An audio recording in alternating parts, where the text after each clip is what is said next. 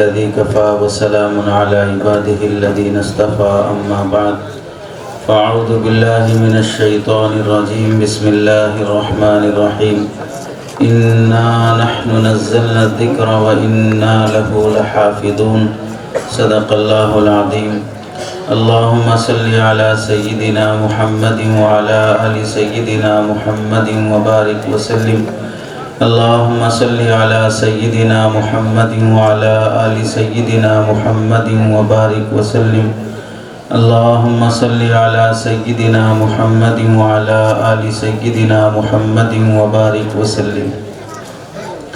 Stage پر جلوہ فروز معزز علماء اکرام، حفاظ اعظام، پردہ نشین خواتین، عزیز ساتھیوں، بزرگوں اور دوستوں، مختصر وقت میں قرآن مجید کی اہمیت اور قرآن مجید کے ایک دو حق سے متعلق پڑھی گئی آیت کی روشنی میں آپ حضرات کے سامنے کچھ باتیں بیان کرنی ہیں۔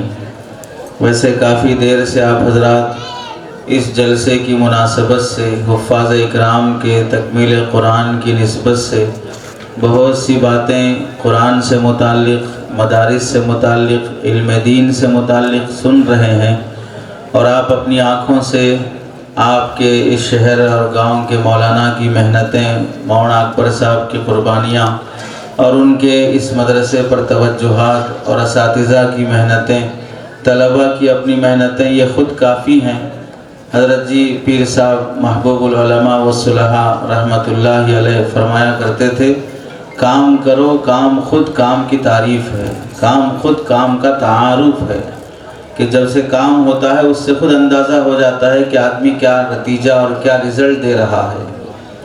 قرآن مجید کی جو آیت پڑھی گئی، اس میں اللہ رب العزت ارشاد فرماتے ہیں، اِنَّا نَحْنُ نَزَّلْنَا الذِّكْرَ وَإِنَّا لَهُ لَحَافِظُونَ، یقیناً ہم ہی نے قرآن مجید نازل کیا ہے اور ہم ہی اس کی حفاظت کریں گے۔ اس آیت کے تحت میں آپ حضرات کو تین باتیں بتا کر اپنی بات ختم کرنی ہے۔ پہلی بات جو بتانا ہے وہ یہ ہے، اللہ اس آیت میں یہ فرماتے ہیں کہ قرآن مجید اللہ ہی نے نازل کیا ہے، اِنَّا نَحْنُ، ہم ہی نے، اللہ ہی نے نازل کیا ہے۔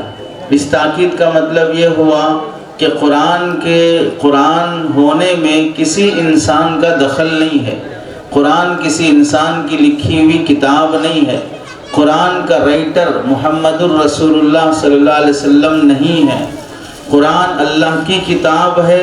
اللہ جیسے پاک اور بے عیب ہیں، ویسے قرآن اللہ کا کلام ہے تو وہ بھی پاک اور بے عیب ہوگا۔ اللہ حکمتوں والے ہیں تو اللہ کا کلام بھی حکمتوں پر مشتمل ہوگا۔ اللہ حکیم ہے تو قرآن میں جو حکم دیں گے، جو کرنے کہیں گے، جو کرنے سے روکیں گے، ان میں بھی اللہ کی حکمتیں ہوں گی۔ اب ہم اگر غور کریں، قرآن میں اللہ نے شرک سے منع کیا تو توحید کی حکمتیں ہیں۔ قرآن میں اللہ نے اگر نماز کا حکم دیا تو نماز کی حکمتیں ہیں، زکوٰۃ اور حج کا حکم دیا تو اس کی حکمتیں ہیں، چوری سے، زنا سے، شراب سے، سود سے منع کیا تو ان تمام برائیوں کی حکمتیں ہیں۔ اب اگر کسی بھی مسلمان کو یا کسی بھی غیر مسلم کو قرآن مجید کی جو احکام ہیں، جو آرڈرز ہیں، جو جائز احکام ہیں، جو ناجائز احکام ہیں، ان میں کسی کو کوئی کمی، کوئی عیب، کوئی نقص نظر آ رہا ہے کہ یہ حکم نہیں ہونا تھا، پردے کے بارے میں کسی کو اشکال ہوتا ہے، سود کے بارے میں اشکال ہوتا ہے، زنا کے بارے میں اشکال ہوتا ہے، تو پھر یہ اشکال دراصل کس بات کی علامت ہے؟ پہلی بات تو یہ ہے، اگر قرآن کے کسی حکم کے بارے میں کسی کو ڈاؤٹ ہے تو قرآن کے اندر کوئی کمی نہیں ہے، ڈاؤٹ کرنے والے کی عقل خراب ہے، اس واسطے کہ تمہاری عقل اس قابل نہیں ہے کہ تم قرآن کو سمجھ سکو، کیونکہ یہ بات طے ہے کہ یہ انسانوں کا لکھا ہوا کلام نہیں ہے۔ ہندوستان کے لا کو امریکہ نہیں مانتا، امریکہ کے لا کو ہندوستان نہیں مانتا، وجہ یہ ہے کہ دونوں کا لا انسانوں کا بنایا ہوا ہے، اور اللہ کا لا اور اللہ کا کلام اور اس کی کتاب اور اس کے اصول یہ خود اللہ کے بنائے ہوئے ہیں۔ ضروری نہیں ہے کہ ہر دماغ کو، ہر عقل کو اللہ کے یہ احکامات سمجھ میں آئیں۔ اب اگر سمجھ میں نہیں آتے ہیں تو مطلب یہ ہوا کہ وہ عقل اس قابل نہیں ہے کہ اللہ کے احکامات کو سمجھ سکے۔ دوسری علامت یہ ہوگی کہ اللہ کے احکامات میں جس کو بھی ڈاؤٹ ہوتا ہے دراصل وہ اس مرض میں مبتلا ہوتا ہے جس کی وجہ سے وہ حکم اسے اچھا نہیں لگتا۔ مثلا اس کی تفصیل کی جائے، قرآن مجید میں اگر پردے کے احکامات ہیں تو پردے کے احکامات برے لگیں گے یا بھاری لگیں گے ان لوگوں کو جو بے پردہ ہیں۔ حیا کا حکم ہے تو حیا کا حکم ان کو بھاری لگے گا جو بے حیا ہوتے ہیں۔ اور شراب سے اللہ نے منع کیا، شراب کو حرام کیا، تو شراب کا حرام کرنا کسی کو برا لگ رہا ہے تو اس کو برا لگے گا جو شرابی ہے۔ زانی کو زنا اچھا لگے گا تو حیا کی تعلیم بری لگے گی۔ سود خور کو سود اچھا لگے گا تو حلال کمائی بری لگے گی۔ تو جو انسان جس گناہ میں مبتلا ہے اس گناہ کے بارے میں اللہ کی جو آیات ہوں گی وہ آیات اسے خراب اور بری لگیں گی یا اسے وہ بھاری لگیں گی۔ یہی وجہ ہے ہماری مسجدوں میں علماء اکرام کے خطابات کے بعد اگر عالم نے مسجد میں ممبر پر جوڑا جہیز کے بارے میں بیان کیا تو سنت کے مطابق نکاح کرنے والے کو کوئی پریشانی نہیں ہوگی، جوڑا جہیز لے کر حرام طریقے سے نکاح کرنے والے کو خطیب کی خطابت سے پریشانی ہوگی۔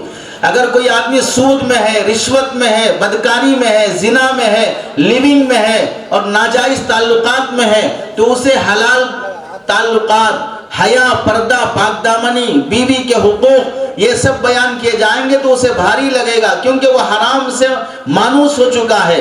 تو جو آدمی جس گناہ میں مبتلا ہے اس گناہ سے اسے محبت ہے، اس گناہ کے احکامات بیان کیے جائیں گے تو اسے نفرت اور بیزارگی ہوتی ہے۔ تو اللہ نے جب اسے نازل کیا، ہم مسلمان ہیں تو ہمیں یہ بات سمجھنے کی ضرورت ہے اللہ جیسے پاک ہیں قرآن کا ہر حکم ویسے پاک اور بے عیب ہے۔ اسی وجہ سے یہ قرآن آج 2025 میں نازل نہیں ہوا، 1400 سال پہلے نازل ہوا۔ قرآن مجید کی تقریباً آیات پر صحابہ اکرام نے عمل کر دکھایا۔ وہ آیات جو عبادات کی قبیل سے ہیں ان آیتوں پر بھی صحابہ نے عمل کیا، اور وہ آیات جو تعزیرات اور حدود کے قبیل سے ہیں ان آیات پر بھی عمل ہو گیا۔ چوری کی آیت پر بھی عمل ہو گیا، زنا کی آیت پر بھی عمل ہو گیا۔ مطلب کیا؟ زنا کے بعد سزا دی گئی، چوری کے بعد سزا دی گئی، الزام تراشی کے بعد سزا دی گئی۔ مطلب یہ ہوا قرآن پر عمل کرنے کے لیے ایک معاشرہ عملی طور پہ جو نمونے کے طور پہ دکھایا جا سکتا تھا، صحابہ اکرام کی وہ جماعت مکمل طور پر عمدن یا خطأً عمل کر کے ایک نمونہ بتا کے چلی گئی۔ تو قرآن مجید پر کسی بھی طرح کا ڈاؤٹ کسی کو ہوتا ہے تو اس کی کم عقلی اور بے وقوفی کی وجہ سے ہوتا ہے۔ دوسری بات جو اس آیت کے تحت میں سمجھنا ہے، اللہ نے اس قرآن کی نسبت اپنی طرف کی ہے، اِنَّا نَحْنُ نَزَّلْنَا، ہم نے نازل کیا ہے۔ مطلب یہ ہوا قرآن نازل کیا ہوا کلام اور کتاب ہے، قرآن لکھا ہوا کلام اور کتاب نہیں ہے۔ اسی وجہ سے اگر پوچھا جائے قرآن مجید کے رائٹر کون ہے، مصنف کون ہے، تو جواب نہیں دیا جائے گا، یہ کہا جائے گا کہ سوال ہی غلط ہے، اس وجہ سے کہ رائٹر اور مصنف اپنی کتاب کا ہوتا ہے۔ قرآن مجید اللہ کا نازل کیا ہوا کلام ہے، اس کا رائٹر، اس کا مصنف کوئی انسان نہیں ہو سکتا۔ حتیٰ کہ رسول اللہ صلی اللہ علیہ وسلم کی ذات بابرکت بھی قرآن مجید کی رائٹر نہیں ہے۔ آپ نے اپنی طرف سے کوئی آیت ایڈ نہیں کی ہے، کسی آیت کو اپنی طرف سے نکالا نہیں ہے، بلکہ اللہ نے جو کچھ بھی ہمارے رسول پر نازل فرمایا وہ دو حصوں میں تقسیم ہو گیا۔ پہلا حصہ وحی کے ذریعے سے آیا ہوا ہے، وہ وحی جو قرآن کی شکل میں ہے۔ دوسرا حصہ وہ وحی جو حدیث کی شکل میں ہے۔ دونوں وحی ہے، دونوں کی تلاوت کی جاتی ہے۔ ایک وحی متلو ہے، دوسرا وحی غیر متلو ہے۔ ایک وحی جس کی تلاوت قرآن کی شکل میں ہے، ایک وحی جس کی تلاوت نہیں کی جاتی وہ حدیث کی شکل میں ہے۔ جو حدیث کی شکل میں ہے اسے قرآن میں ایڈ نہیں کیا۔ جب صحابہ اکرام لکھنے لگے، قرآن کا ایک دور وہ بھی گزرا ہے، آیتیں لکھتے ہوئے حدیث کی بات بھی لکھ لی جاتی تھی، تو آپ علیہ السلام نے منع فرمایا کہ قرآن کی آیات کے ساتھ میرے جملے نہ لکھا کرو۔ اس سے کیا معلوم ہوا؟ قرآن مجید اللہ کا کلام، اس کی نازل کی ہوئی کتاب ہے، تو اس کی نسبت اللہ کی طرف ہو گئی ہے۔ جس کی نسبت اللہ کی طرف ہو جاتی ہے اس کا مقام بڑھ جاتا ہے۔ اس کی عزت بلند ہو جاتی ہے۔ ہمارا بھی گھر ہے، اللہ کا بھی گھر ہے۔ اللہ کے گھر کو مسجد کہتے ہیں، اللہ کے گھر کو کعبۃ اللہ کہتے ہیں۔ ہمارا گھر ہے، ہمارے گھر کو مسجد نہیں کہتے۔ ہم نے اپنے گھر میں کوئی مصلی بنا لیا نماز پڑھنے کے لیے، اس مصلی کے احکام مسجد کے احکام کی طرح نہیں ہوتے۔ مرد کو وہاں اعتکاف کرنے کی اجازت نہیں ہوگی، وہاں دوسرے لوگوں کو جمعہ پڑھنے کی اجازت نہیں ہوگی، وہاں پر پاکی ناپاکی کے ساتھ جانے کے مسائل نہیں ہوں گے، اس واسطے کہ تمہارا گھر ہے، تمہارے گھر کے احکام مسجد کے احکام کی طرح نہیں ہوں گے۔ نسبت جب گھر کی اللہ کی طرف ہو گئی، مسجد کے آداب متعین ہو گئے۔ نسبت جب کعبۃ اللہ کی طرف ہو گئی، کعبہ اللہ کا گھر ہے تو کعبے کے احکام مرتب ہو گئے۔ ایسے ہی قرآن کی نسبت اللہ کی طرف ہو گئی تو قرآن کے احکام مرتب ہو گئے کہ قرآن مجید کو بغیر وضو کے ہاتھ نہیں لگایا جائے گا، قرآن کی طرف پیٹھ یا پیر نہیں کیا جائے گا۔ یہ آداب قرآن کے اس نسبت کی وجہ سے ہے۔ اور آداب کا تعلق بقول حضرت حکیم الامت اشرف علی تھانوی رحمۃ اللہ علیہ کے عرف سے ہوتا ہے۔ جہاں جیسا رواج ہے ویسا آداب کا تعلق ہوتا ہے۔ اس سے ایک بڑی بات سمجھ میں آئی، ہمارے عجمی شہروں اور ملکوں میں قرآن مجید کی طرف پیر کرنا، قرآن کو نیچے رکھ دینا، کعبۃ اللہ کی طرف پیر کر کے بیٹھنا یا سونا، یہ بے ادبی کہلاتی ہے۔ یہی آداب ہے۔ اگر یہاں سے کوئی شخص سعودیہ گیا، مکہ مکرمہ میں دیکھا کہ بہت سے لوگ بائیں ہاتھ میں قرآن مجید ایسے لٹکا کے لے کے چل رہے ہیں، پیروں پہ رکھ رہے ہیں، نیچے رکھ دے رہے ہیں، کعبے کی طرف پیر پھیلا کے بیٹھے ہیں، تو اسے تعجب نہیں ہونا چاہیے، وہ وہاں کا عرف ہے، اسے وہ بے ادبی نہیں سمجھتے ہیں۔ ہمارے یہاں کا عرف یہ ہے کہ یہ بے ادبی ہے، ہم وہاں جا کر ان کی نقالی اور کاپی نہیں ماریں گے۔ ارے یہ تو عرب والے ہیں، ان کے یہاں قرآن اترا، یہ سب سے پہلے مسلمان ہیں، یہ جب کعبے کی طرف پیر کر رہے ہیں تو ہم کیوں نہیں کر سکتے؟ یہ نیچے قرآن رکھ رہے ہیں، ہم کیوں نہیں رکھ سکتے؟ وہاں پر تم عمرہ کرنے گئے ہو، اپنی عقل خراب کرنے نہیں گئے ہو، وہاں پر دین سیکھنے نہیں گئے ہو، عمرہ کرنے گئے ہو، وہاں پر قرآن کے احکام سیکھنے نہیں گئے ہو، قرآن کے آداب سیکھنے نہیں گئے ہو۔ وہاں کا عرف الگ ہے، یہاں کا عرف الگ ہے، وہاں کے ادب کا طریقہ الگ ہے، یہاں کے ادب کا طریقہ الگ ہے۔ یہاں کا ادب یہ ہے کہ قرآن کو بغیر وضو کے ہاتھ نہ لگانا، اس کی طرف پیر نہ کرنا، اسے پیٹ نہ کرنا، اسے نیچے نہ رکھنا۔ ایسے ہی جیسے قرآن کی اس ہارڈ کاپی کے آداب ہیں، وہی قرآن جب کسی حافظ قرآن کے سینے میں آ جائے، اس حافظ قرآن کے بھی احکام ہوتے ہیں۔ ان کی عزت کرنا ان کا حق ہے، ان کا حق ادا کرنا ان کا حق ہے۔ جیسے انہوں نے قرآن کو اپنے سینے میں اتارا، ان کو اپنی زندگی میں جگہ دینا، ان کو اپنی زندگی میں عزت دینا، یہ ان حافظ قرآن کا حق ہے۔ اللہ کے نبی علیہ السلام نے فرمایا، اہل القرآن ہم اہل اللہ و خاصتہ، قرآن والے یہ اللہ والے ہوتے ہیں، یہ اللہ کے خاص بندے ہوتے ہیں۔ امام ابو حنیفہ رحمۃ اللہ علیہ فرماتے ہیں، علماء اور حفاظ اگر اللہ والے نہیں بن سکتے تو پھر دنیا کا کوئی انسان اللہ والا نہیں بن سکتا۔ اس وجہ کیا ہے؟ وجہ یہ ہے، ہم میں سے ہر آدمی اپنی عقل سے غور کر سکتا ہے، جس کے پاس جتنا مال ہے وہ اتنا ہی خرچ کر سکتا۔ حسن بصری رحمۃ اللہ علیہ فرماتے ہیں، لولا العلماء لصار الناس مثل البہائم، اگر علماء نہ ہوتے تو عام پبلک جانوروں سے بدتر زندگی گزارتی۔ وجہ کیا ہے؟ اسے ایک دو چھوٹی سی مثال سے سمجھو۔ ہم زمزم کو پوتر سمجھ کر پیتے ہیں، ہمارے وہ لوگ بھی ہیں جو پیشاب کو پوتر سمجھ کر پیتے ہیں۔ کیا معلوم ہوا؟ سمجھانے والے نہیں ہیں، بتانے والے نہیں ہیں، سائنس مر گیا یا مذہبی کتابیں ختم ہو گئی، اس کے باوجود بھی گندگی اور پیشاب کا، پاکی اور ناپاکی کا فرق محسوس نہیں ہوا۔ وجہ کیا ہے؟ اللہ نے امت مسلمہ کو جو علماء کا مقام، علماء کی محنتیں اور ذمہ داریاں دی ہیں، ان ذمہ داریوں کے صدقے اللہ نے ہمیں کئی برائیوں سے پاک رکھا ہے، کئی خباثتوں سے اللہ نے ہمیں بچا کر رکھا ہے۔ ان کی قربانیوں کا دخل ہے، ان کی محنتوں کا دخل ہے۔ اسی وجہ سے علماء اکرام میں سے ایک بڑے محدث گزرے ہیں، پڑھنے کے لیے مدرسہ آئے، کمانے کی، گزارے کی کوئی صورت نہیں تھی، پڑھائی کے ساتھ اب تو مدرسے ایسے ہیں ماشاءاللہ جہاں پر بچوں کی رہائش بھی ہے، کھانے پینے کا انتظام بھی ہے، ان کے اخراجات بھی دیکھے جاتے ہیں۔ پہلا دور وہ تھا جہاں پر کھانا اپنا، گزارا اپنا، رہنا اپنا، صرف آ کے پڑھ کے جاؤ۔ اس دور میں ایک بڑے محدث اپنے گزارے کے لیے دن میں پڑھا کرتے، رات میں لوگوں کی کتابیں لکھ کر دیا کرتے۔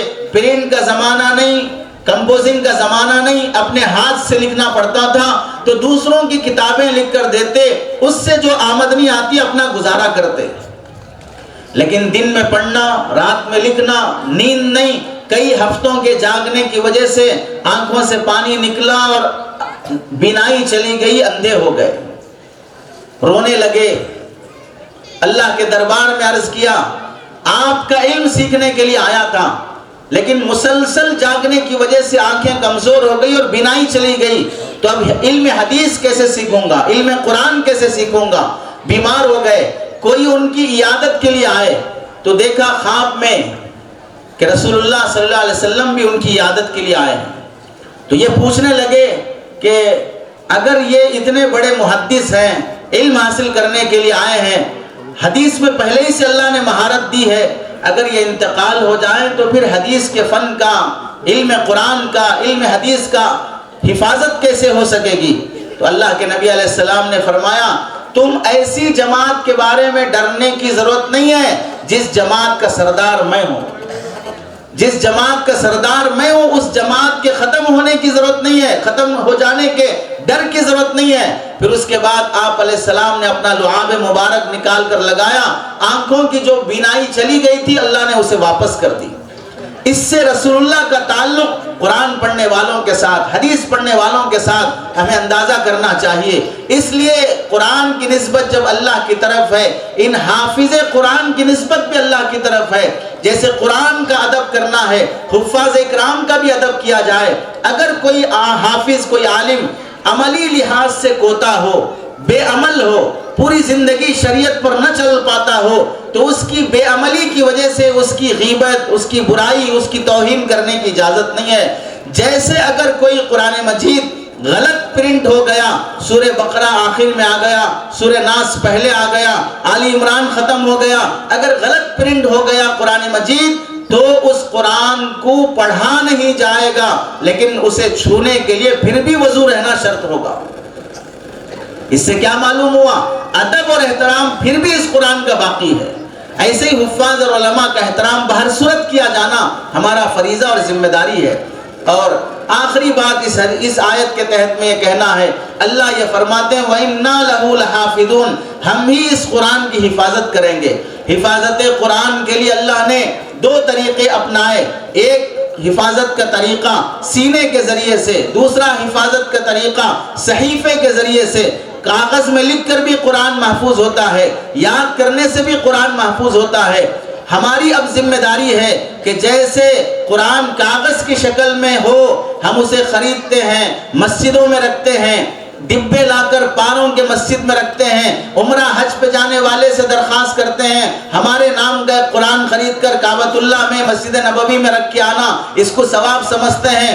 اب ہو سکتا ہے کہ ٹرینڈ بدل گیا ہو، اب مسجدوں میں پارے اور قرآن رکھنے کے بجائے لوگ کرسیاں رکھ رہے ہیں کہ جو نماز پڑھنے کے لیے آئے گا وہ بیٹھ کے پڑھے گا تو ثواب ملے گا، ایک پیسے کا ثواب نہیں ملے گا۔ کرسیاں مسجد کو ہدیہ کرنے پر ایک پیسے کا ثواب نہیں ملے گا، اس وجہ سے کہ مسجدوں کے سسٹم میں کرسیوں کا جو نظام آ گیا، جس کی وجہ سے بائک چلا کے آ رہے ہیں، سیڑھیاں چڑھ کے آ رہے ہیں، اپنے جیب سے پیسے گر جائے تو جھک کے اٹھا رہے ہیں، اور اپنا فون چارج کرنا ہو تو بیٹھ کے چارج بھی کر رہے ہیں۔ صرف رکوع اور سجدے کے موقع پہ تکلیف ہو رہی ہے، اس تکلیف کی وجہ سے نماز بیٹھ کے پڑھنے کی اجازت ڈاکٹر صاحب سے لے رہے ہیں، مفتی صاحب سے نہیں لے رہے ہیں۔ ڈاکٹر صاحب سے اجازت لے رہے ہیں، مفتی صاحب سے نہیں لے رہے ہیں۔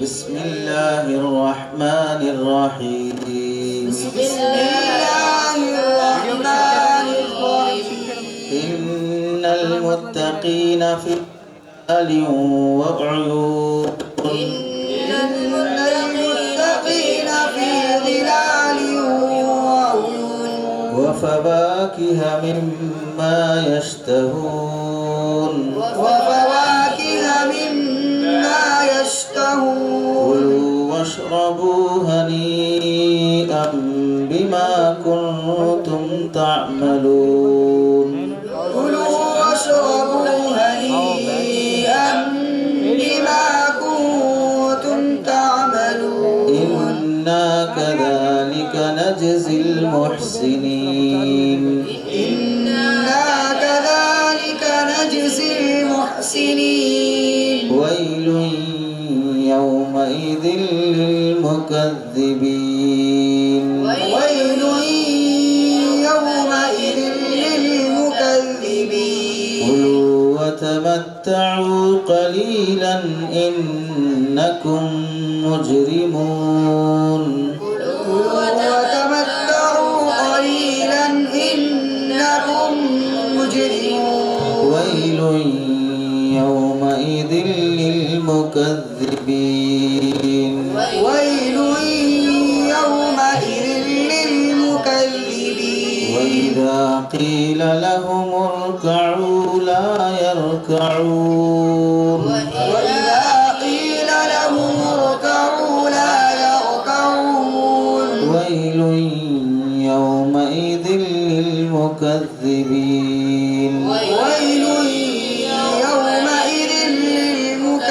للمكذبين فبأي حديث بعده فبأي حديث بعده يؤمنون صدق الله العظيم صدق الله العظيم اللهم صل على سيدنا محمد وعلى آل سيدنا محمد وبارك وسلم ربنا ظلمنا أنفسنا وإن لم تغفر لنا وترحمنا لنكونن من الخاسرين ربنا آتنا في الدنيا حسنة وفي الآخرة حسنة وقنا عذاب النار اللہ ہم سب کے گناہوں کو معاف فرما خطاؤں سے درگزر فرما اپنی اور اپنے حبیب کی سچی محبت نصیب فرما اپنے نیک بندوں میں ہمیں شامل فرما اللہ اس جلسے کو بے حد قبول فرما ان حفاظ اکرام کے قدم قرآن کو بے حد قبول فرما ان کے والدین کو بہترین بدلہ نصیب فرما پڑھانے والے اساتذہ کو ان کی زندگی میں جان مال میں برکت نصیب فرما اس ادارے کی حفاظت فرما اس کی ترقی کے فیصلے فرما اس ادارے کے اساتذہ اور ناظم جو عزائم اس ادارے سے متعلق کر رہے ہیں ان عزائم کی تکمیل میں ہم سب کو معاون بننا آسان فرما جانی مالی تعاون کے لیے ہم سب کو قبول فرما جنہوں نے جس طرح کی بھی خدمت کی ہے ان کی خدمتوں کو ان کی نسلوں کی ہدایت کا ذریعہ بنا صبح سے لے کر اب تک جو کچھ بھی ہدایات آئی ہیں ان پر عمل کرنا اور سچا مسلمان بننا ہم سب کے لیے آسان فرما اے کریم اللہ دین کی خدمت کی جو شکلیں ساری دنیا میں ہیں خانقاہوں کی لائن سے ہوں تعلیم کی لائن سے ہوں تبلیغ کی طرف سے ہوں ہر خدمت کو اپنے کرم سے قبول فرما